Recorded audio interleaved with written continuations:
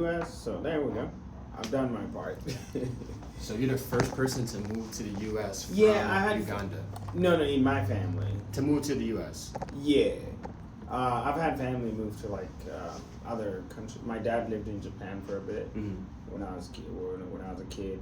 I've had family members move to Europe, the UK, but never the US.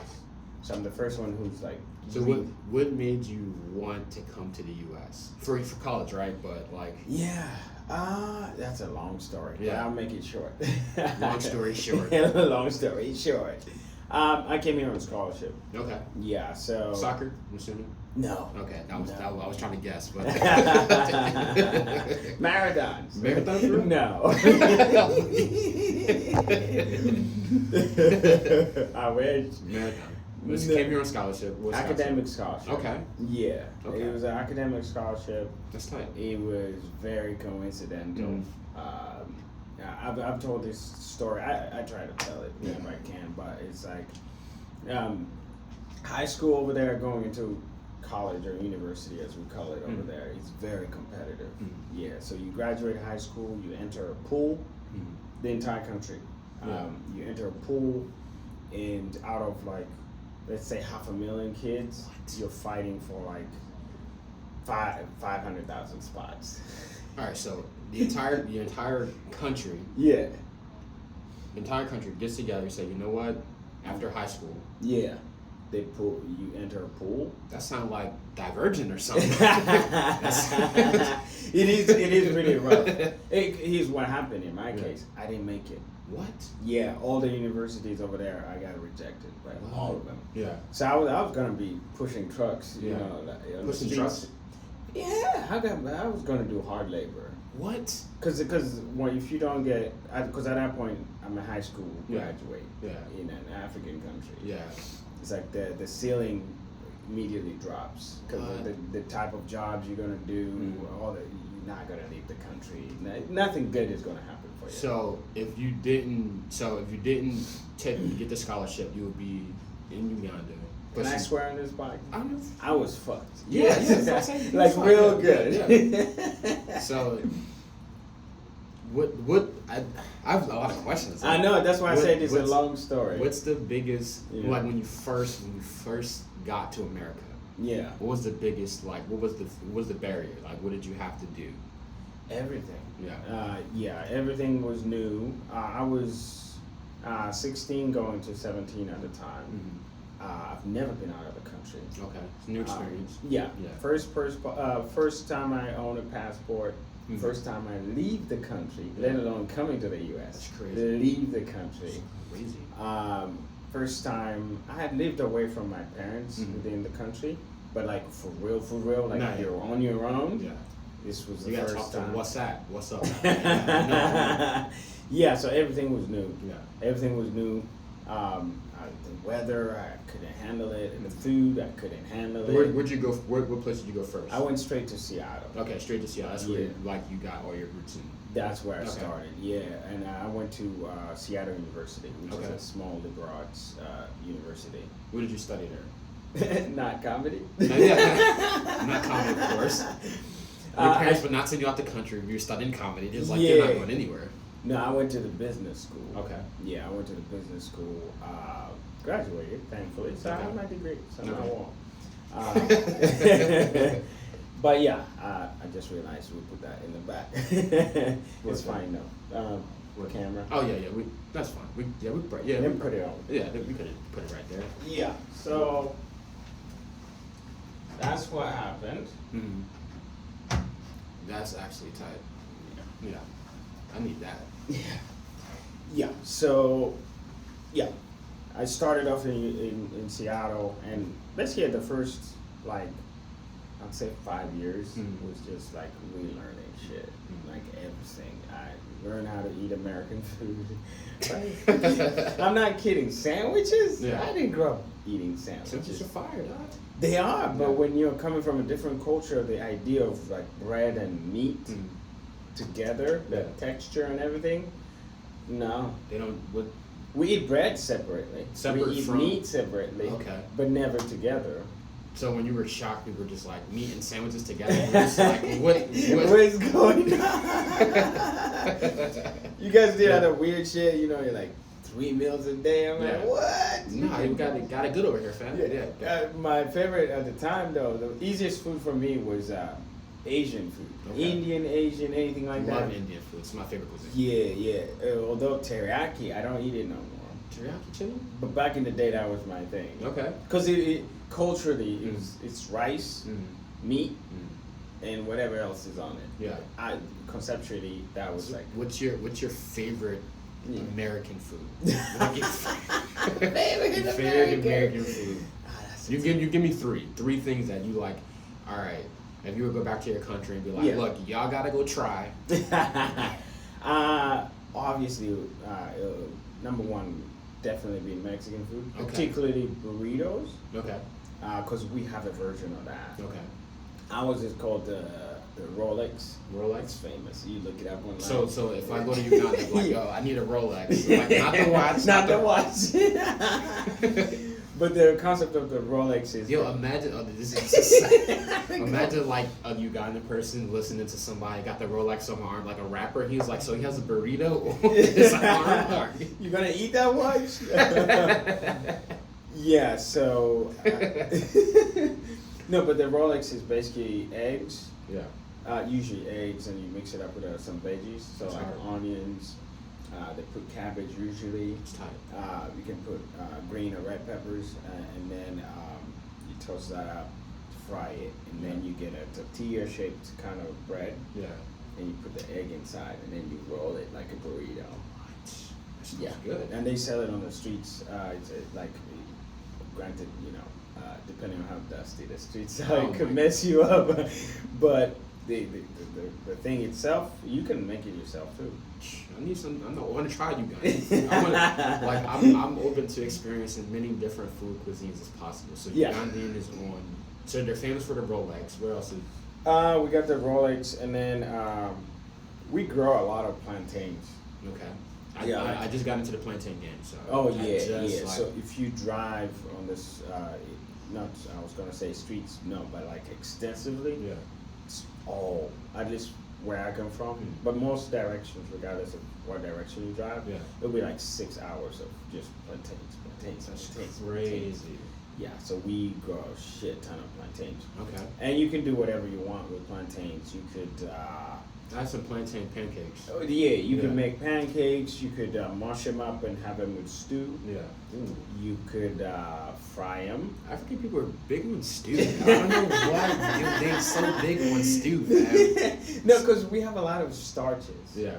So like a lot of the starches obviously don't have taste. Mm-hmm. Rice, no taste. Yeah. Plantains, no taste. Yeah.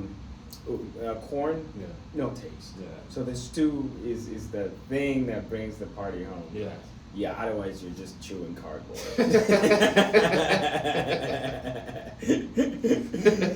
So, tell me about, so you traveled here Yeah. to America, and then you finished your degree. Yeah. So were you doing comedy before you finished the degree, or was it after you, when did you start doing comedy? I started in 2015. 2015, that's after you got your degree? Yes. Okay, so Yes.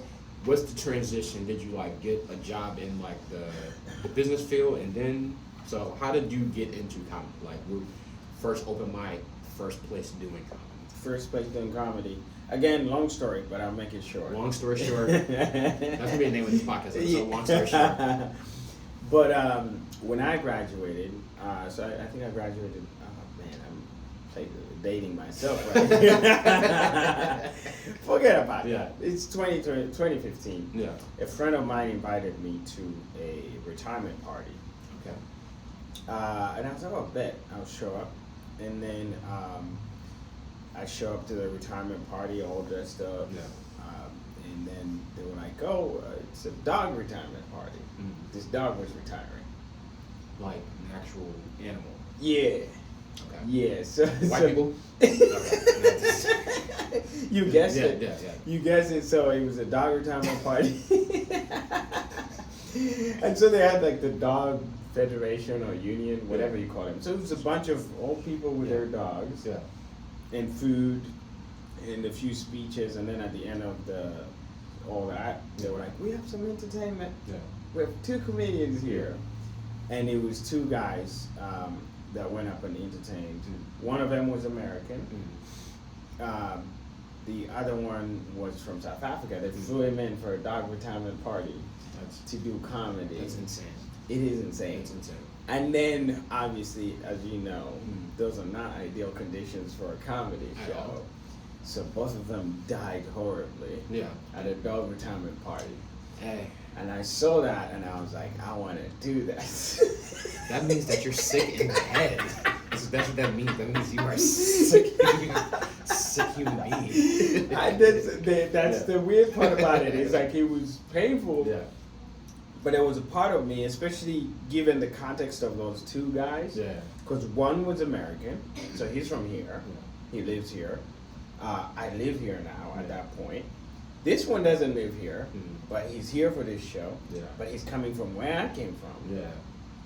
I'm like, these 2, this is me. Yeah. You know, it's like I'm at this point I'm half and half. It's like I grew up over there, but I'm over here, and then now I live here and I feel like I belong here maybe a little bit.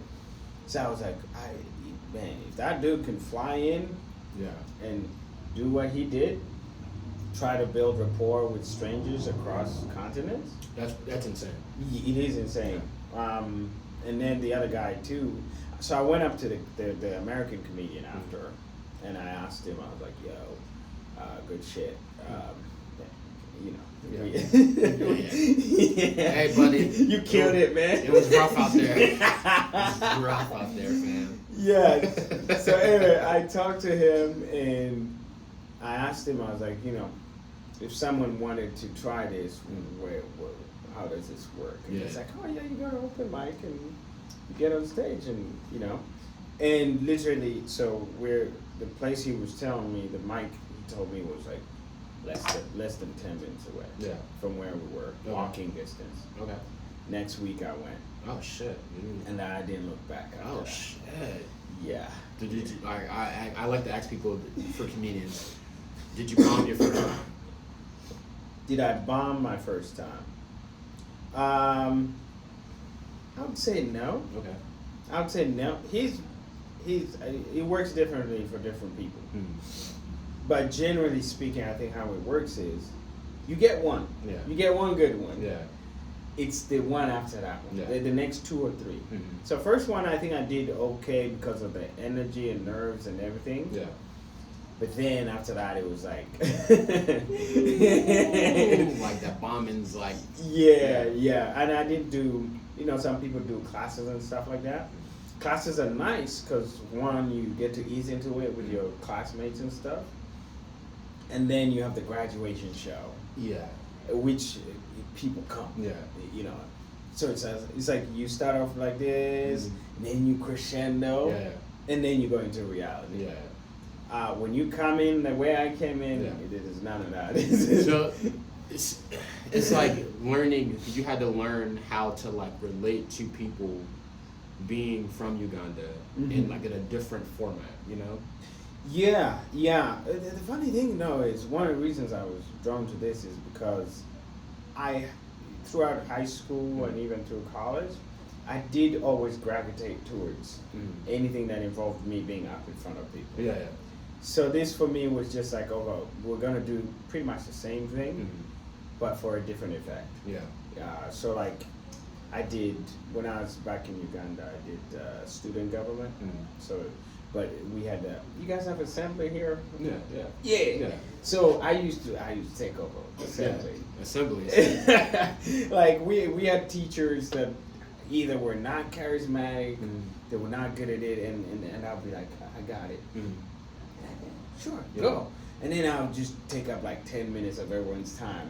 And it was inspirational, funny, whatever. My fellow students loved it. So at that point, I was like, I can do this. Okay. And then that died off. Then I come to America. 2 years in, I hear about someone talks me into the debate club. Yeah. I was like, oh shit, let's do it. Yeah. So I go do that, and then it dies off. So I was always looking for like, if there's a people listening, and a big group, and opinions, point of view, I'm there. That's fucking awesome, dog. Yeah, That's so- awesome.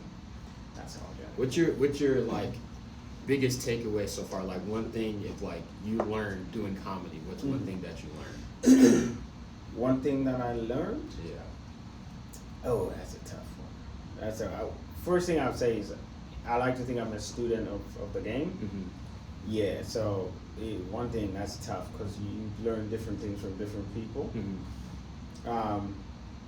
I think the best way I can put it is Because you're an international comedian right now. Like, you're an international comedian right now. I need to schedule a show in Canada. Then it'll be official. No, that's once you go to Canada, then Yeah. it's like okay, U.S. and Canada, it's international, or Australia. I feel like you can go to Canada. Yeah. I was actually on the verge of scheduling some stuff over there, but then I moved Yeah. because Seattle, 3-hour drive to Vancouver. That's insane. Yeah. It's insane. Yeah. No fruit. Don't bring no fruit. Yeah. Canadians, they're weird. Yeah. Can't bring no fruit over there. There's a lot of things you cannot bring in, including guns. Well, of course. We're American. Of course. The Americans love our guns. Yeah. Anyway, so things I've learned.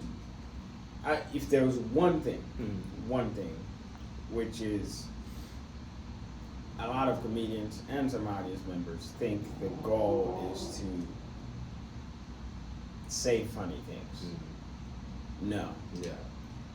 The goal is to explain what's funny to you to other people. Mm. At the end of the day, that's what it is. Mm-hmm. That's why some critiques, again, includes comedians and their audience and the press. Mm. They'll say so and so is not funny, so and so, Mm. because you're using your point of view, the way you see the world, as the barometer for funny. Yeah. But what the best comedy that I've seen is, hey, this is what's weird to me. Mm. I'm explaining it to you. Yeah. Okay. At the end of the day, that's what. If any comedian is doing that, and most of the time it will work because you're speaking from an authentic place. Yeah. Yeah, you just like. I don't want to burn jokes, but most of the jokes I have, I can trace to a specific incident where I'm like, okay, this happened. Mm-hmm. This is how I felt. Yeah. But nobody wants to hear tragedy. Yeah. So the punchline comes in as to relieve. As a filler. Yeah, as a Okay. filler. Oh, you've heard me joke about the drinking age and stuff Yeah. like. I used to go to bars with my friends Yeah. who were older, and it would just be this weird dance outside the bar. They're like, stay over here. Yeah. They go talk to the bouncer, and then sometimes if the bouncer was chill and willing to break the law, Yeah. then maybe they slide me over this way. It was just a whole dance. Yeah. Yeah. So you started drinking at a young age, or? Oh yeah. Yeah. Oh yeah. In my culture, it's pretty open. Yeah. At what age? Any age. 10 years old, you know, saying shot at J-Mo? No, not really, but like by 12, it's like in the household, it's like, so like in the village where I'm from, we used to, they did, again, going back to plantains, Yeah. there's a certain kind of alcohol that is made from bananas. Yeah. The little ones, so not the big. The burro bananas. Yeah, the little Yeah. ones. Yeah. So what they do is, they harvest them, they store them, they get ripe, Yeah. and then they throw them into the boat ship thing. Mhm. Here's the funny part. I didn't think it was funny at the time. They use their feet. You put the bananas in a boat shaped thing, Yeah. and then you stomp them Yeah. with your bare feet. So we just eating, but we eating. Okay. All right. So you stomp them. All right. And then they mix it up with a few other yeasts, I would say. I see people do that with like wine. Do they have like Yeah. It's It's kind of like that process. And then they cover it, dig a hole like 6 feet under, drop it in there, cover it, let it sit for a couple weeks or then they dig it back up. Yeah. That will fuck you up. So as kids, when they would dig that up, Yeah. they pass around samples. Yeah. You're more than welcome to participate. What? Yeah, but when they dig it out of the ground, it is pure. Yeah. It is strong. So you're just getting pure trash.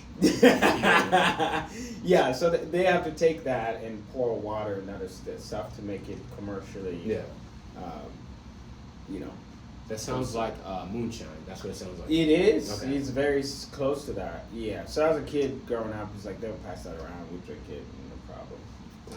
So you said village, so you lived in think of village in my head. What the village in my head? Yeah. Of like, okay, like describe to me like the village that you like lived at. 1 second. Yeah. Yeah. Village. The thing about my village. So the best way I can explain this is a lot of people have. You know how rich people here have like multiple homes. One maybe in the city and then one in the woods. I don't know what they do. Burbs. The burbs, something. Yeah, so it's like we were not that level, but it's very common for people over there to have one home in the city because that's where all the money is. That's where all the jobs are. And then they have like a countryside home, which is if the city fails, that's where you go. Okay. Yeah. Or if you're in the village, your So ambition. it's like actual like village in my head, teepees, fucking huts Oh yeah. and shit. Oh yeah, it is. It's got all that. It's got all that. It's got all that. Oh yeah, it's there's no electricity. That's wild. Yeah, there's no electricity. We have to you fetch the water from like a borehole, and then you carry it up the hill. If you want a hot shower, you gotta carry the water, put it on the stove, boil it, throw it in a basin is what it's called. And it makes you shower though? What's that? It makes you shower? What Or do you mean? you take showers, you take baths? You take a wait, what's the difference? I think that answers your question. The shower is the one where the water trickles down on you. No, you use your hands. You use your hands. You put it in a thing on the ground, and then you use your hands. You lather yourself up, and then you Like, so was this like strange to you when you like came here and like? No, but so that's the thing though. It's like with all these different places that I would live. Like if you're in your home in the city, some of the houses have those amenities. Okay. But once you go to the countryside, you're back to old school. So even if the country fails, you'll still survive. You're like, you know what? This is my home. I know what's going on. Like, we need to build huts. Yeah. So, That was the one thing that my parents. That's one thing African parents do a lot. Yeah. Is if you misbehave, they will threaten and or actually do it. They'll deport you to the village. Yes. What? Yeah. So if you're like in the city and you're acting up, they'll send you back to the village. And the reason they threaten you with that is because of everything I just explained to you. It's like you're going from like comfortable showers, indoor toilet, to outdoor showers, outdoor toilet, no electricity, no TV. That's crazy. That's our concept of getting grounded. Like, so I had lived in Virginia for a little bit, and so my grandmother, she's from like the countryside of Virginia. Like, it's different from like the city side, like so I get it. So when we went there, city shuts down at 9 o'clock, and I'm talking about I ain't never seen pitch black until their city shuts down exactly at 9 o'clock, and it's pitch black outside. It is black. Yeah. So I drove out there. And my grandmother was like, "Well, the people I was with, was how much gas you got?" I was, I had like a quarter tank. There's like, you're not gonna make it, fam. You already staying overnight. Like, what do you mean? What do you mean? She's like, the closest gas station is 70 miles out. That's open.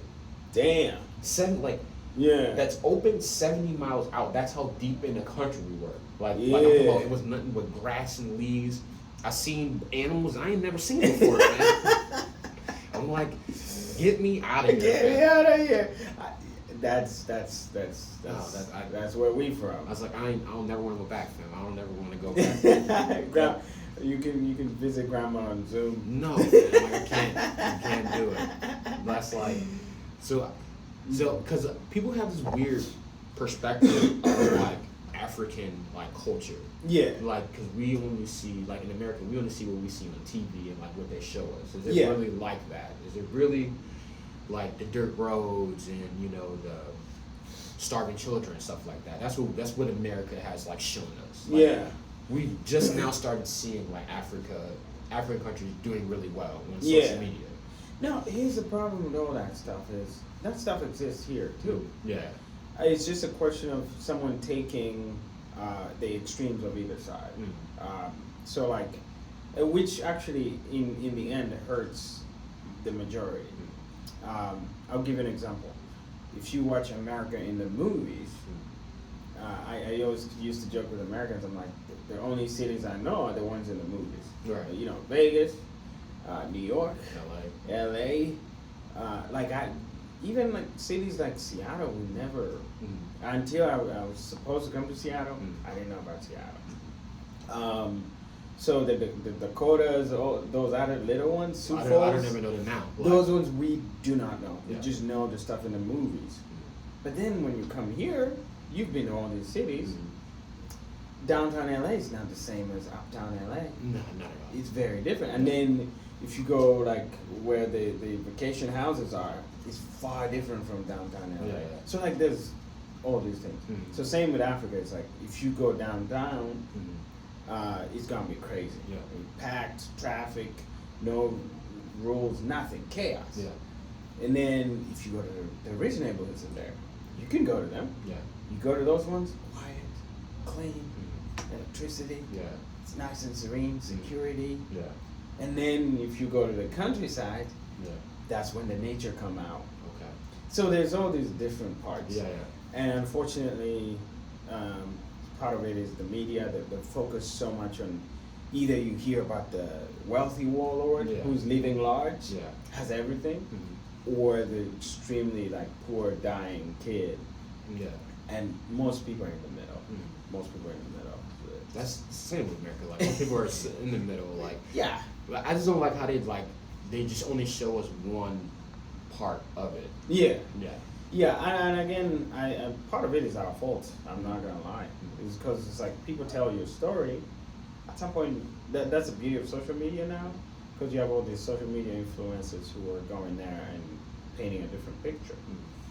But at the same time, there has to be a balance, because now you're seeing an overcorrection, at least on social media. Yeah. Like you see those beautiful waterfalls in Africa. Yeah.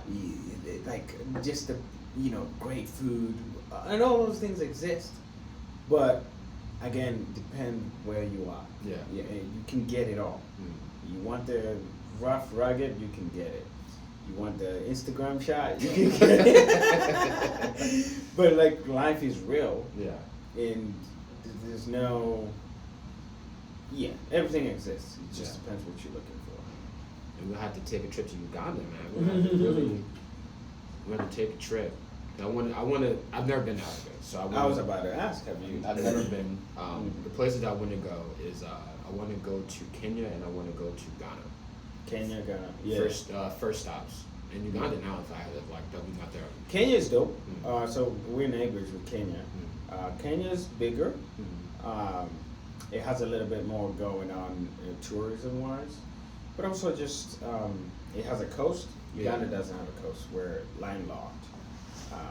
Ghana is a big destination. Ghana's been ahead of the game for a long time. So I if someone says they want to go there, I see it. Yeah, I don't know. I feel like something there. Like it's like I don't know. I haven't done my ancestry. I was about to ask. You ain't done it? I just feel like it's weird. Like I have to figure out. Like y'all stole me from wherever y'all stole me from. Then y'all gonna. You want me to do a 23andMe? I don't know where y'all selling my information from. So, but I'm going off perspective, like the people that I meet throughout life. Like that tell me about, I have a lot of friends from Ghana. Yeah. So I would hang out with them and talk to them. They would tell me about, oh, you should go to Ghana. And I met somebody from Kenya. Yeah. And we still, like, they went back to Kenya. We still talk from time to time on the WhatsApp app. Like, download WhatsApp. Like, bitch, I'm not downloading that. Like, but, like, homegirl would send me pictures from, like, Kenya. And, like, she lived on, like, a farm with, like, animals and shit. Like, mom, like, she would send me, like, plates of the food to eat, like, goat. Yeah. Oh, goat is my favorite. That's your favorite? Especially when they bake it in a clay oven. Clay oven? Yeah. You said you hit the clay oven. No, we're saying games, bro. These saying games. No, it's legit. I'm telling you. Okay. If you have a chance to get that. Went goat. Yeah. And a clay oven. Yeah, it's like there's a way they build it, and bro, they I don't know what they do, but man, and they serve it with vegetables, avocados, and cabbage, and a few other spices. I feel like culturally, like a lot of the countries there have like the same similar style like cuisine food. Like, yeah, curry goat is like the thing that a lot of people eat. Like goat is like a thing that I see a lot of Africans eat. Yeah. So it's baked goat. That sounds dope. I've had curry goat before. That's really good. So. Curry goat is good too. Yeah, just to give you context. So back in the day, you had Indians who moved to build the railways in East Africa, Kenya, Uganda, Tanzania. And so over time they stayed, and that's where the culture exchange happened. So that's why a lot of the cuisines are like that. Yeah. We have a lot of curries or stews. Indian food is my favorite cuisine. Okay, we stole it from them. I think, don't quote me on this, but I think the dashiki came from there too.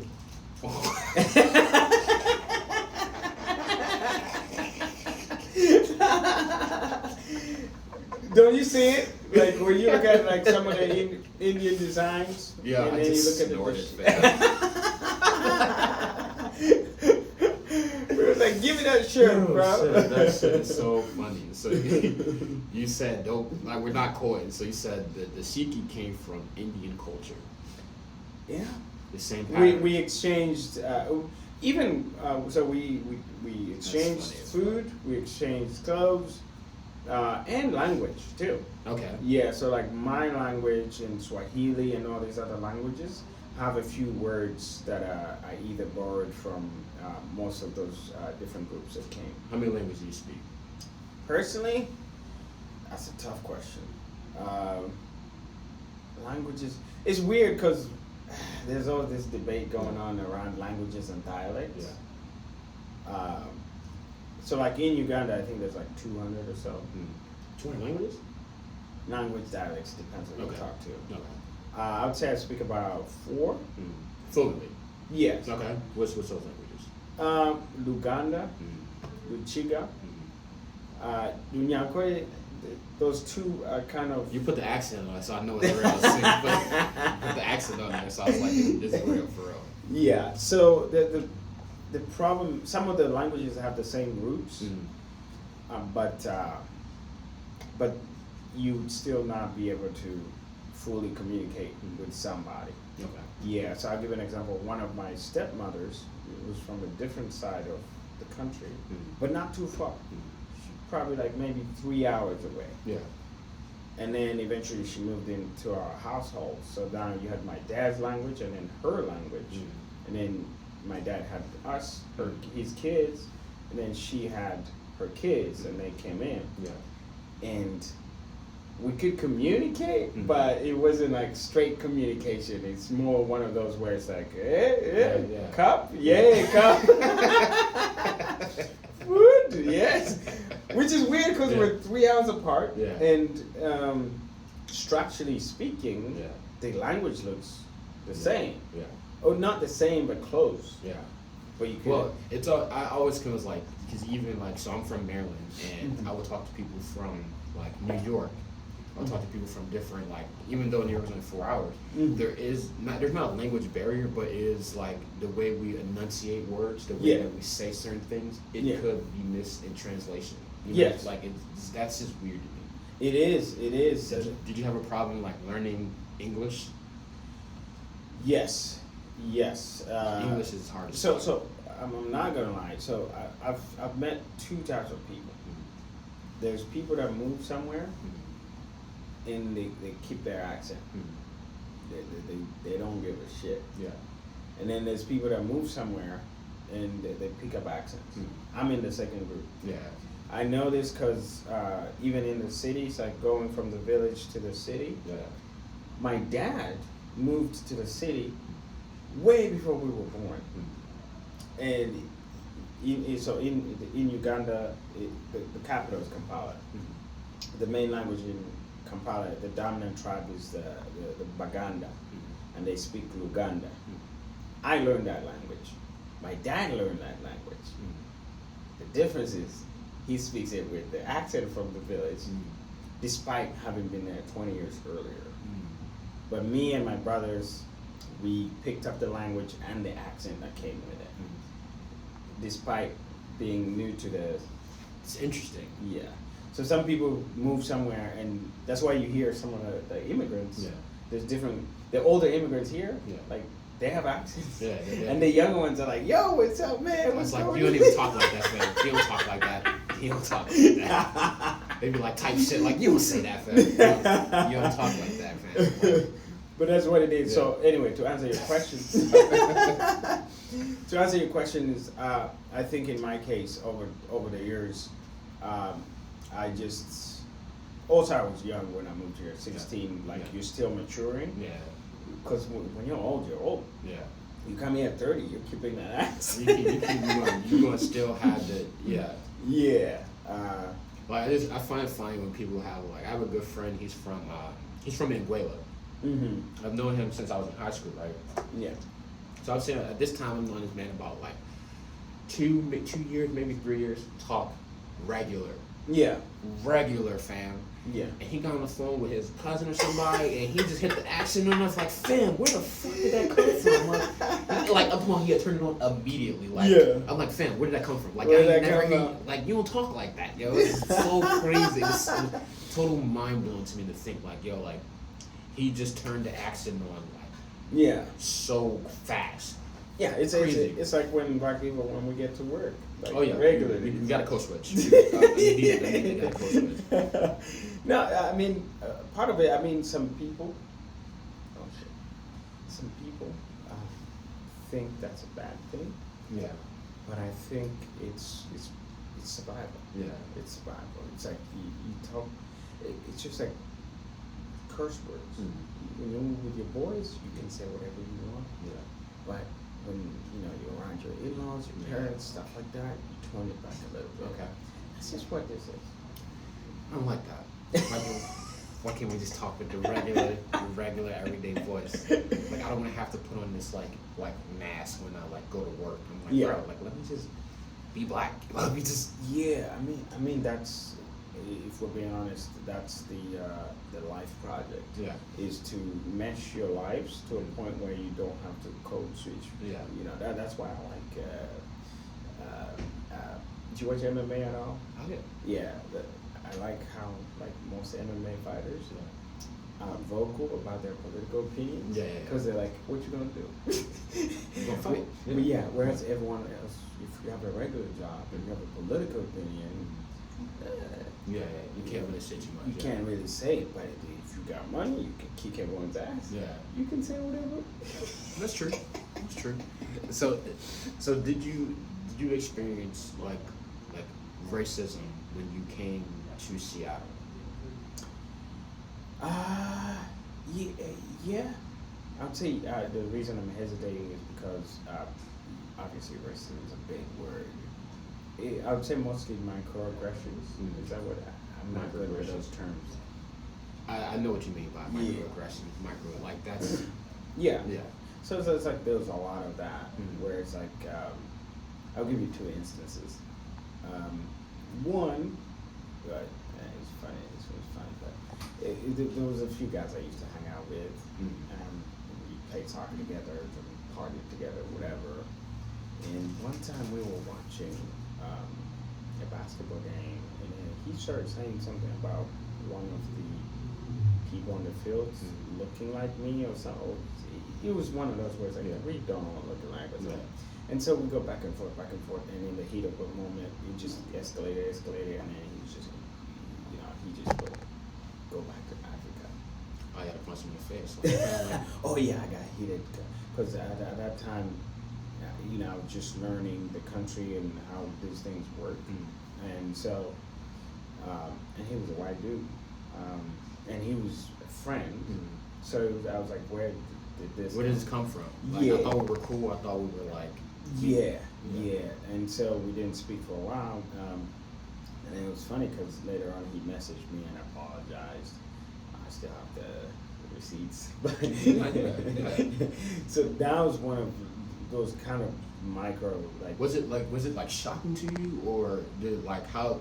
Because I always try to figure out like when people, especially when people from Africa come here, like how do you deal with like the racism that is apparently right in front of your face? If people can't say it, you know?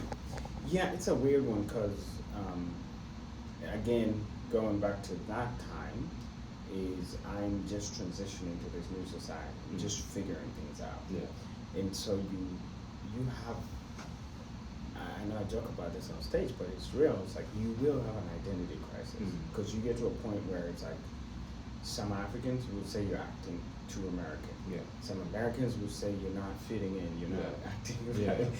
Yeah.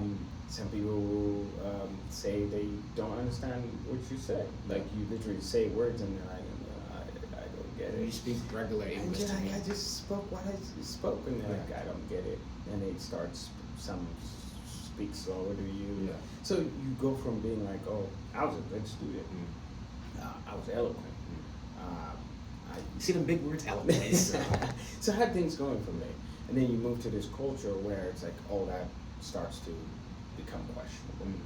So when you have an incident like that, you're like, fuck, it's like, do I belong here? Do I belong there? Yeah. And it's like, the other layer, which was personal for me, it wasn't even, I don't even know if I would put it in a race category, but I hadn't seen my family in a long time. Yeah. And this motherfucker tell me, go back over there. I'm like, dude, I want to go. Yeah. But I can't afford it. You know, I was working multiple jobs. I was like, dude, this idea of me just going, like, it doesn't work like that. I haven't gone for 4 years. Yeah. I haven't seen my dad. I haven't seen my. Is that like something that like you like not seeing your family, that it takes a toll on you, not seeing your family, like? Yeah, because you suppress it. It's one of those.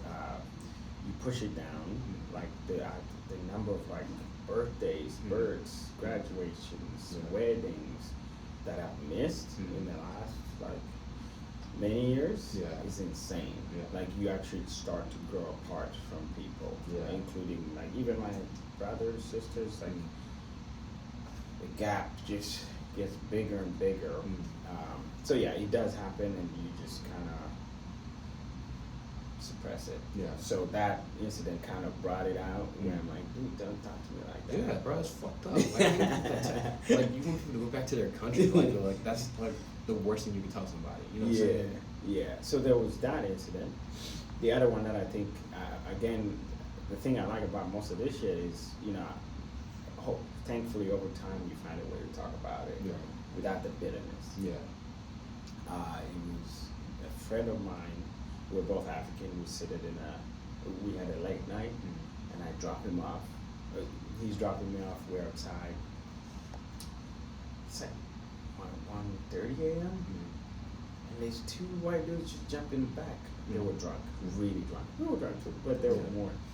And they were just like, "Bitch, drive." I'm like, "Yo, this ain't Uber. This ain't Uber." Yeah.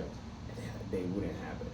They're like yelling, and we're like, "Dude, get the fuck out!" They're like, "No." Yeah. And then it became a shouting match, and then the neighbors come out, and then the police show up. Of course. And thankfully, the police didn't push it to a different direction. But it could have escalated really quickly. But all of it started with them. These are small little things like I'm in my fucking car. Yeah. You think we can't just have a car and just sit in a car? Yeah. And then of course the neighbors, it was a white neighborhood, they called the cops. We're like, why would you call the cops? We don't know how this will play out. And then the cop shows up, and thankfully they were nice, but they could not help it. Yeah, so those two instances I would say were examples of stuff that mostly I experienced. Yeah, like no physical damage or anything, but even just that experience of like you coming here dealing with something because of the color of your skin. You would think people have this perception of you, especially like not only being black but being African. People have like a certain like thing that they think about you. Like, because of what they see on TV and like things like that. It's very crazy. Yeah, it is. It is, but we're still here. So are you like you think about planning moving back? Or you think about staying in America? Like what's it look like for you? No, my life is here now. Yeah. I've been here a while. You know, I studied comedy. My roots are here now. It's tough. It would be nice to go back home.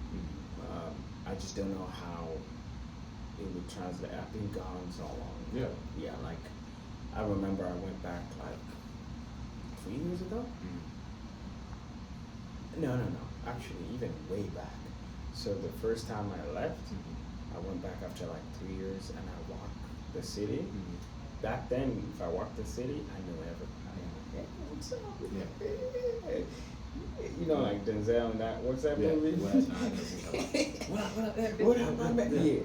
But I went back after 3 years. Yeah. Nobody. I don't know where everybody went. I Yeah. couldn't recognize anybody. Nobody could recognize me. So even if like whatever I wanted to do, business, anything, my network has shrinked incredibly. But the reverse is not true here. Yeah. Like I have a lot of connections here, multiple cities. So my life is deeply rooted here in every aspect of my life. So it's just easier that way. Yeah. Although I do want to like invest and do stuff over there. Maybe like I think people who come, you should at least go back like once a year, maybe once every other year. You know? Yeah.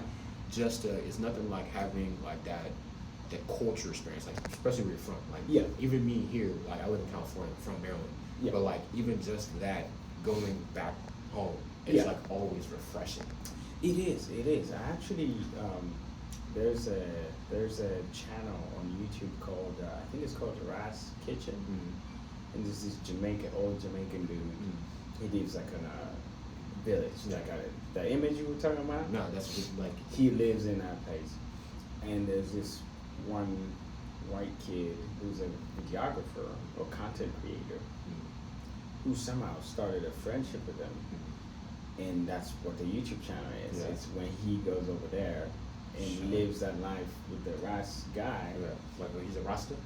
Yeah, like a real Rasta. Yeah. And it's fascinating. So he shows you life as it is. And I'm not gonna lie, I was inspired. I was like, I would love to do that. Like my actual hometown, like if like I went back I think was it 2 years ago? Yeah. Actually, it might have been. Time flies. Yeah, but not too long ago. I went back and I shared some footage on Instagram and stuff, and people liked it. Yeah. It was like raw. Yeah. You know, you see some guy. We saw a guy with a cow on a scooter. Yeah, he's like, I'm not carrying. He's transporting a cow. Like a real cow. Yeah, he put it on a scooter, like in the middle, like it was a baby. A big cow. Was it slaughtered or was it alive? Alive. I can't imagine seeing that. So there was a lot of stuff like that. Yeah. You see, like, there was a video that people liked. I posted. It was these kids going to school barefoot, and they were like 7. Their leader was like 9. Yeah. And there was like social media's eating that up. It was like, oh my god, this is where you come from. It's all I'm saying is it's raw. Yeah. Like you get to see life in its like rawest nature. Yeah. So you know, hopefully someday I'll get to share that part of the world, my world, with the rest of the world. Interesting. Yeah. You're an interesting person. Like, even like you transition like stand up. Like I've seen you in a bunch of different shows. I'm like, okay, he has an interesting perspective on like when white people is very funny to me. Like your perspective on white people is really, it's so dear to my heart. You know, it's just like he nails it. He nails it on the head. But just even how you like grew up, like it's just completely different from like me as like an American growing up. And Yeah. that's really dope. I'm glad you're actually doing comedy, fam. Like it's a really good time. Hey man, it's a good adventure. It's been fun. It will be interesting to see where it goes. Yeah, I just 7-8 years now. Yeah. So we keep working on it. You're grinding out. Where can people find you at? I'm everywhere. Instagram, Facebook. International comedian.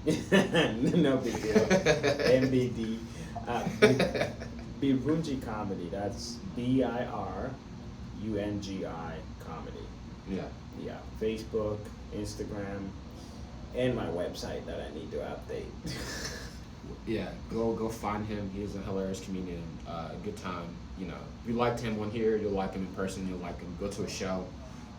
He's in Seattle for competition. Can people vote for you? No, they have live judges. They need like an online.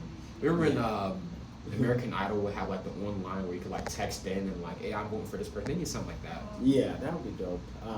But on the positive side, the shows are really good. They do a good job selling them out. Yeah. So first round was a couple, but next round it's all theaters. Well, yeah. So the footage I'm recording. So the footage once I get the footage, I will add it to all my socials. I hope that you win. I hope you get fucking. I hope that you win this shit. You fucking get somewhere with this. Cause it's like, yo, you're grunt, fam. I see you out here putting in the work. I see you working, traveling. Like you're doing stuff that people like inspired to do. You know, you're hitting multiple different cities, multiple places. So gotta keep trying. How about you? What's your timeline? I know you're leaving town. I don't really have a timeline. Kinda. No timeline? Nah, dude. I do things on the fly. Like I'm really like cause like I try to plan things out and it never works the way that I plan it out. But when I'm like just relaxed and let it flow, it kind of just comes as it's supposed to come. Cause I got some things I'm taking care of here. So I'm filming a movie right now. So I'm in a short film. Okay. So I'm gonna finish up that, and I mean once I'm done that, it's pretty much out. You know, I kind of like go out and travel because I want to go to Chicago. Because like Demetrius moved out there, so I want to go visit him. He already moved? Yeah. So he's out there, and I told him about some people he should hit up, and I want to go out to Chicago because we want to do our show the same way, but we want to travel with the show. Okay. So you want to take that same idea of what we're doing and take it on the road, kind of like a Kill Tony type thing. Yeah. And kind of see where it goes, because like, dude, we can really just grind it out, dude. You know, do whatever you want. Yeah, bro. So that's pretty much my end goal. And you know, I want to focus more on like making content. You know, podcasting. You know, like people, here's the thing, like people hit me up about podcasts all the time. Yeah. Like, and I'm like, okay, they're like, yo, I like your podcast, dude. Like, listen to your podcast. It's like, I don't think people are listening. So like, I don't think people are listening, but like people like actually listen. Like, oh, I checked out this like your episode. People were telling me like, oh, I'm talking about this. I'm like, oh, you were really listening. So it's like that whole concept is like, okay, like. And like I recently was paid for my podcast episode. Nice. Like, there you go. Yeah. Okay, so like it kind of like I'm in this like weird lane where I'm like, okay, stand up, acting, podcasting. Yeah. Those are like the realms. Yeah. Because like you can even like I just did a voiceover. So I was on the radio. I did like a voice acting thing on the radio. Dope. Yeah. So I had to sign like an NDA exclusive thing where I can't tell. I don't even know where it's gonna go. Oh, we got the next Morgan Freeman. Look, I didn't see people get paid bank off of voice acting. So if I can like, it's like anything in this creative space is where I want to really obtain. Like, whether it be like going on, you know, touring, doing stand-up, rather it be just being at the crib, just talking into a microphone, or going to some studio to like record something. Yeah. And that's like your job. You don't have to. It's like so many things that I want to do. Yeah. You know, so it's like I'm using all of my creative power to just focus on the things that are generally making me happy. Yeah. And like just making content, putting it out. That's pretty much the thing that I want to make content, put it out. Because I feel like it's always, you know, you can always do more, you know? That's the way to do it. Yeah. Yeah. I think all you need is a game plan. Yeah. Commit to it, and then see where things go. All right. One takeaway. What can you lead the people on, Birungi? What can you lead the people on? Listen to your inside voice. Listen to that inner voice. That's it. Biggest advice. I like that. I like you're a very positive person. Very positive person. I like that. I appreciate you for coming. And thank you for having me, being here. Yeah. We're at the a library, you know, how we do. Yeah. But anywho, you know, I've been the host, Tony D. Mac, as always. This is Burunji. Thank you for having me. If you're in Seattle, go see him live. He's very funny guy. Sounds good. All right, later, people. Cheers. We did it. That was it. Perfect. That's good. Yep. Yo, what up? Welcome to another episode of Here We Okay. I'm the host, Tony Mac. As always, I got a special guest. Give it up, my boy. What's up? Oh, good.